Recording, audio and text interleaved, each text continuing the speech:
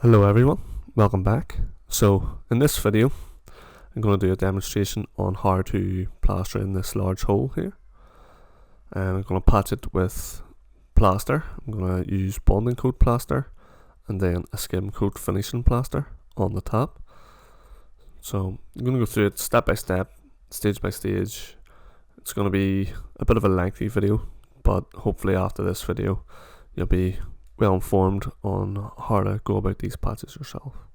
And if you're not confident to do it yourself and you fancy me to do it and I'm close enough, you'll find my business Facebook page in the description below. And if you're not already, please hit the subscribe button and keep up to date with the notification bell for more demos and how-to videos and the latest on tool reviews that I do. So guys, my first stage here is going to be PVAing this track, this large hole here. You want to give it a wee dust off beforehand, make sure there's as much dust off as you can possibly get. And you might need to give it 2 coats depending on the suction of the block. This isn't too bad, so you can see there's actually still a wee bit of dust in there and I'm getting that out too. But you go ahead, give it a good coat of PVA. You can use pure PVA and let it take up and get sticky, or you can dilute your PVA. Make sure you read the PVA and see what it recommends, as they're all different. Just another wee quick note, the white button going across is actually to hold up a little unit. So just in case you were wondering what that was, it's actually going to make things a wee bit more awkward, but I didn't want to take it off and possibly lose the holes. So yeah, you can see I'm taking my time and making sure I'm getting plenty of PVA in every nook and cranny of this large hole that we're about to patch. So definitely take your time. The preparation is one of the most important things to all plastering work. It's the same as building a house. You have to build on good foundations. So what I'm doing is ensuring that the bonding coat's not going to dry quick on me and it's going to take in. You can see I'm using a brush instead of a roller for this particular part of the video. Right, so you've got your PVA done. Time to mix your bonding.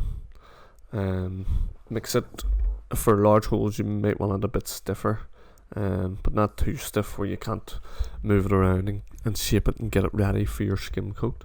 On this particular patch, I'm going to use the Refina Finitech trowel here, and it's got like a golden tinge to it, but it's got a wee bit of flex to it too. But I have been using it for patching and I'm finding it very nice for patching. It's quite a new trowel as well, so it doesn't, it's still sharp, but it's still very straight as well. And I'm using the Pointsman Hawk. But I do recommend, if you're going to do patching, you do get a good quality trowel.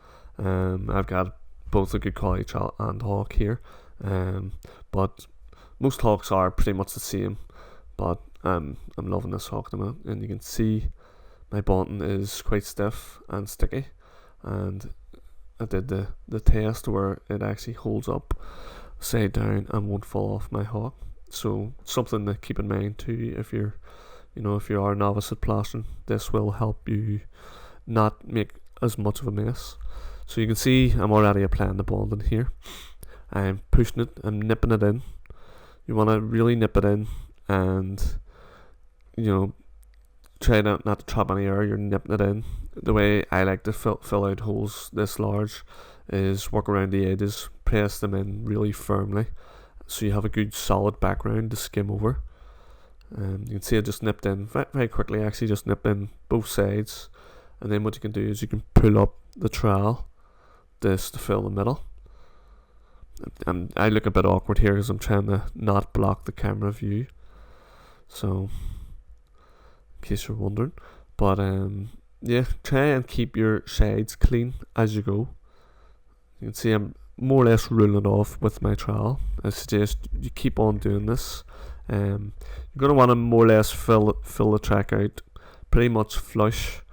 The way I do it, I fill it out pretty much flush and then I take it back a couple of mil.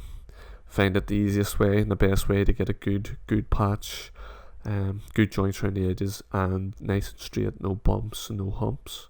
And again, wee bit awkward at the top here, but same thing, I'm nipping it in from one side, and then I'll come along the other side and nip it in also. There's a couple of wee old screw holes there that's not needed. I'm going ahead and fill them as well.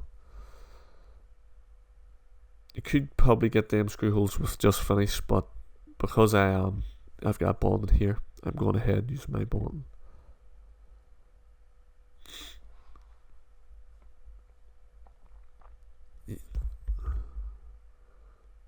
So the idea here is to get it filled out as best as possible, and make sure you try to keep your edges as clean as possible. Another tip would be, which obviously I haven't done because I can control the trowel pretty well, so you might want to wet your edges down even for the bonding coat, and it'll just allow you to clean them edges that bit easier. It'll stop it soaking in.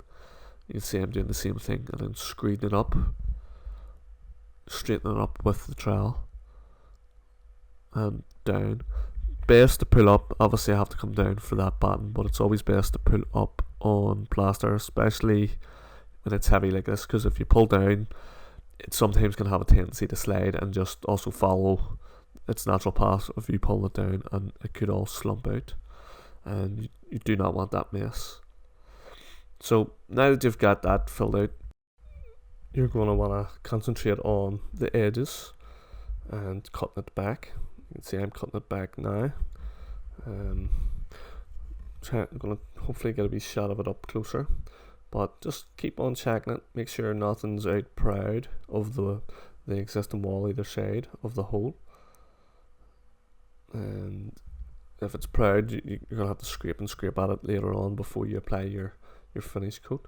But you're going to want to concentrate on now, once you're happy that everything's just slightly in behind, you're going to want to concentrate on cleaning down all your edges here and making sure that they are basically back to the existing. You haven't overlapped the edges any, otherwise this will create a very nasty joint. So you can see I'm just giving it a wash down really. But again, like I said previous, you might want to wet them edges before you even start applying your bonding. And what that'll do is it'll stop it soaking in so much, and it'll make cleaning down and scraping down the edges that bit easier. You can see I am taking my time, because this to me, this is the important part, is the joints around the edges. That's, if you're going to paint the joint, that's where you're going to see it. So to me, I'm really taking my time. You can see I'm scraping off any wee bits of excess. Being really fussy on this part, because one, I'm waiting on my bottom to set off anyway before I skim it, and two, it makes life so much easier. You know, it'll just make the second coat of the finishing coat so much easier for you, and it'll make the joints more seamless and more natural looking when it's painted. So that's why I'm putting this effort and time into just cleaning the edges off. So really do concentrate on your edges after you get it all filled out, and make sure that when you are finished doing the bonding stage, and any other stage of plaster, that you constantly clean your tools up.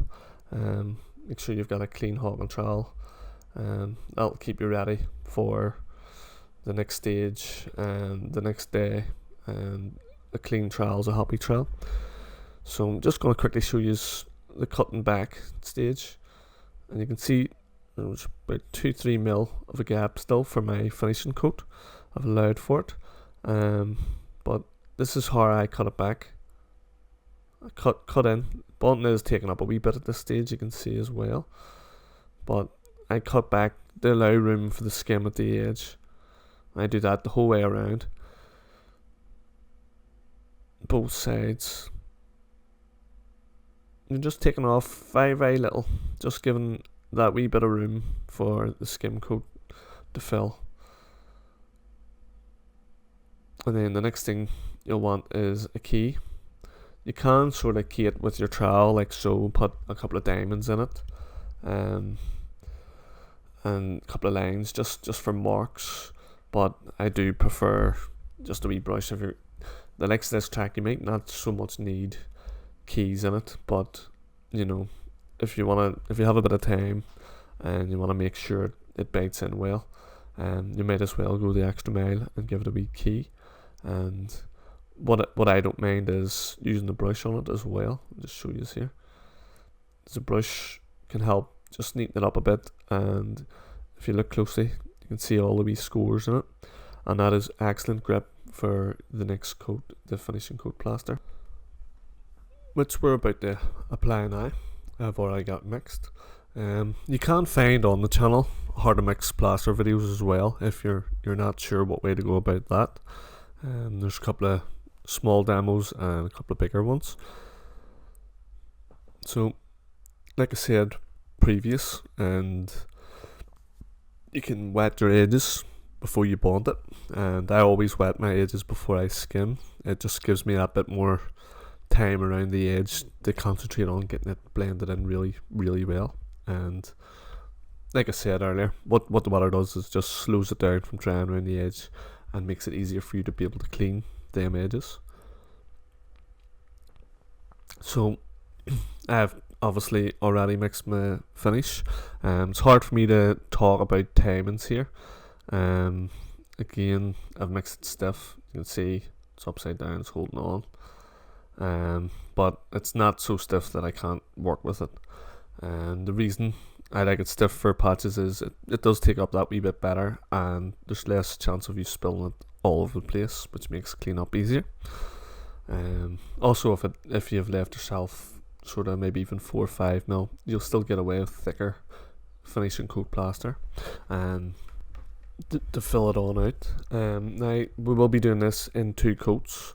I know it's only a patch. You could possibly get away with 1 coat, but again, you know, why take the chance of having it dip, as your first coat could shrink with suction, so it could shrink into the wall a bit more than you sort of expected, and you could end up with a dip and a bit of a hollow. So you still want to get your first coat pretty much, you can see me scraping it up to try and get it as flat as possible, but you do want to do that with your first coat as well. But the second coat will just give you that bit more time and make things easier to finish. Both plasters I've used are gypsum based as well. You don't have to use gypsum based plasters. You could fill it out with sand, cement, stuccos that are out there, bond and compound, hard wall plaster. You could have even dabbed a bit of plasterboard in. There's lots of ways to go about it, but I find bonding, it's nice and lightweight. You could use browning's also lightweight. I'm never going to have an issue. This is an inside wall with using bonding here. So now you can see I'm about to apply my second coat. You can do, because you're just doing patching, you can do this with the same stuff. But you know, I would still recommend you let the first coat take in a bit. Don't go over just automatically. Just maybe like I'm doing here, I'm washing down my edges a wee bit more again. Give yourself that bit more time. Obviously I'm just letting this video play constant. I did leave that possibly 15 minutes to take in a wee bit more. Depending on your plaster, you gotta check your pot life. And pot life just really means that when you mix it, you know, you might have a half-hour pot life, you might have 20 minutes pot life, so you want to get it used before that. And pot life basically is when the plaster is starting to set off, so you want to get it used before then. And you can see I'm just checking it now off the existing wall, just to check where my levels are at. But I actually have it all coated now, so again, if you're happy that you've all filled it out nice and flush, time to really get your tools cleaned up, your bucket cleaned up, your drill cleaned up if you use the drill, whatever. So with a nice clean trowel and clean water, you will continue with your first trowel. And I work from the top down, and what that does is just brings the dirty water down and off the plaster work. So you sort of want to always do that when you're plastering. You want to take the water away off the wall. If you're starting top right or top left, you're bringing it down and away, down to the floor, down off the wall, off your plaster work. So you can see I'm concentrating on my edges again. I'm cleaning them, scraping them off. If there's any excess that does not need to be there, I scrape it back off to the original wall. So basically every trowel is very important. Your first trowel's really important because the tighter you get your first trowel, the easier your second trowel is, and the tighter you get your second trowel, the easier your third trowel is. So basically in this trowel, it's very, very important. Like I said earlier, it's all preparation. And what you want to do is make sure that at this stage there's no holes, there's no hollows, there's no bumps. You want to get it as flat as possible. And what that'll do is it just makes every stage after there that much easier. Obviously you can still fill in a wee bit your second coat, possibly your third, but it starts to become, the stuff starts to really set off, and wetting it up and stuff is not just as good, and it could just turn to powder. So you're really wanting to get it all filled in and finished off with your first trowel here. Don't be afraid to move the plaster around and fill in any wee holes that are there. Or I say this in previous videos too, if you had a wee bit of excess left from your mix, like I do on the tip of my trowel here, you can keep that on the edge of your bucket or on a bit of an empty bag, on a bit of paper or a dust sheet. And if you do need a wee taste at this stage, your first trowel, you can always take a wee taste from that, fill on out again, or keep it on a spat board. Now the thing is about plastering too, you don't panic. If it's setting fast, you will just need to up it up a wee bit and work a wee bit faster. But if you panic, you're beat. So like, take your time. It's important to actually take your time and get it right, because that will leave you, like I said previous there, it will just give you that bit easier next stage of troweling. So everything you do beforehand should make the next stage that bit easier. So if you find yourself struggling, just really calm down and get the edges in.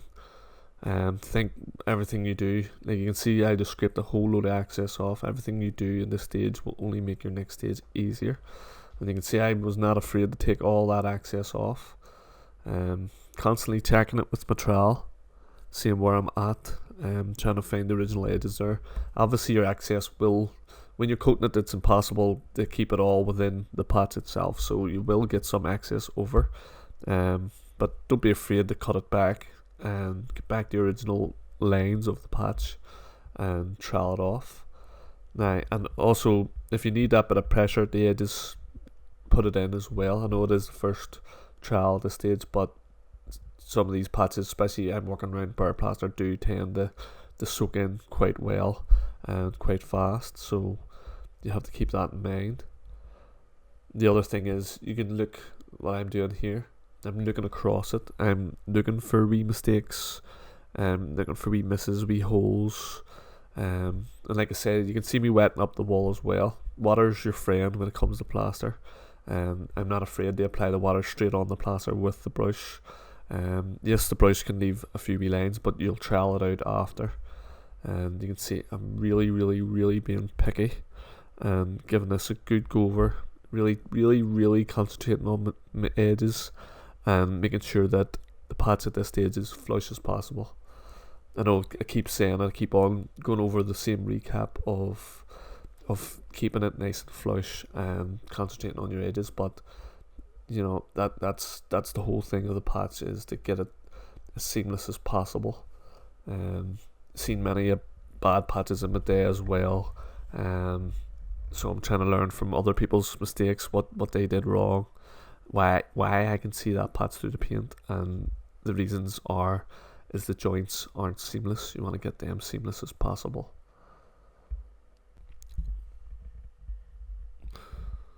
Let me just close the light off here. I'm only noticing that glare on the camera lens now. Apologies. So this is trowel number 2. Again, it's looking pretty well after the first trowel. It's coming in good.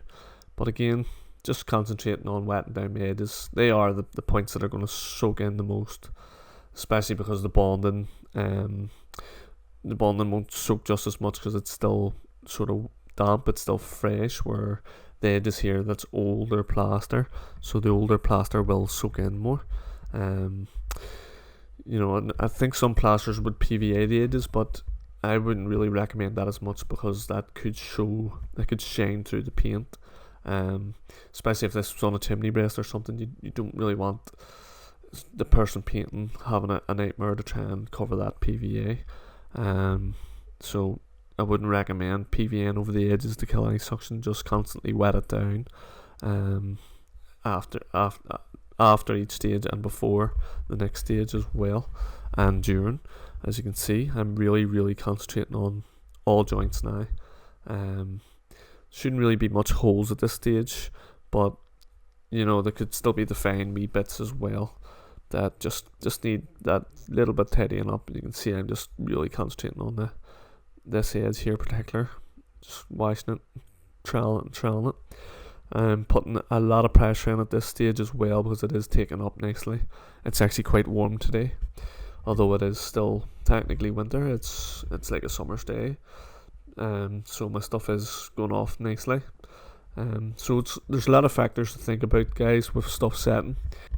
You have to think about weather, as in temperature, as in are you working over old plaster, new plaster. There's a lot of factors of suction, controlling your background suction and stuff. So you have to take all these aspects in before you start the job. So we're on to the third wet trowel. Technically, this is enough to finish patches and even walls. Is 3 trowels. When I say 3 trowels, obviously that's trowel number 1 stage of flattening in, trowel number 2 of making sure you have everything filled. There's no humps, there's no hollows. Picking out any wee stones that might be in the mix and stuff, making sure that's done by trowel number 2. And trowel number 3 is you're really just finishing off. This will make it smooth. You'll take away any dirty watermarks that are there, etc. Similar to trowel number 4, it's trowel number 3 is the finishing trowel, but trowel number 4 you shouldn't need water, and it's just really a quadruple check to make sure everything's okay. Like I said previous as well, at this stage you don't really want to be filling in anything too heavy. You just want to be filling in wee fine holes. You can see I'm just really checking my edges here and being overly fussy, making sure that they feel real nice with the trowel. So guys, that's it finished. After the third trowel you should be done. Just giving you a bit of a close up here as it's still setting. The plaster will, each stage you can feel it by hand and check to see how dry it is, and if it's dry it's ready to go, if it's dry to the touch. And you can see it's filled in pretty well here, pretty seamless. I'm trying to go to the edges here just to show you the way that I've been working the trowel up. You can just run your trowel over just a wee quick, just give it a wee light smooth and make it feel nice to the touch. And the hand is always the guide. As you can see, I'm feeling for anything there that I could shave back or have to refill again, and it's passed the hand test. So just a quick recap, guys. Don't be afraid if you are doing a patch to watch this during your patch or before and during. Give yourself confidence and a little bit of advice along the way. But basically a quick recap here.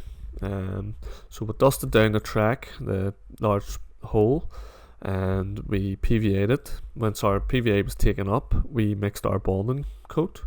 We then filled out the large hole with the bonding. We cut it back, we keyed the bonding. We then cleaned up our tools while we let the bonding set on our buckets. We then, as the bonding was setting off, you want to hit the bonding when it's tightened up. You can let it go fully brown, or just, go over it as it's setting, but it has to be on its way. So we let it take up. We then mixed our finish. We wet down the edges to control the suction further. We then give it a first coat. Let the first coat take up a bit. Give it a second coat.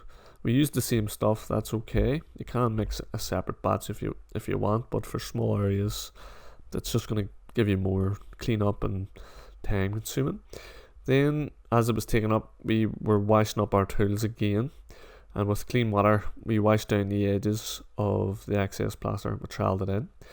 We continued the same method again for trowel number 2, making sure that with everything filled in, and continued again for trowel number 3, which was the last wet trowel, just making sure cleaning down the edges, there's no tiny wee pinholes, dirty water marks or splats around the edges. And then trowel number 4 is optional, but I always do it as a little double check, make sure everything's okay, and we give it a test with our hand and it passed. So really just clean up left to do. So guys, hope this helped you out. Hopefully you share, like, comment, subscribe, follow us. All your support's greatly appreciated, guys, for new and old subscribers. Enjoy all the interaction, helping each other out, and just the crack, you know. So basically guys, that's this video done and dusted for now. If there's any videos you would like to see, drop me a comment and I'll see what I can come up with. So again, thanks again guys, and I'll catch you on the next video. What we do in life echoes in eternity.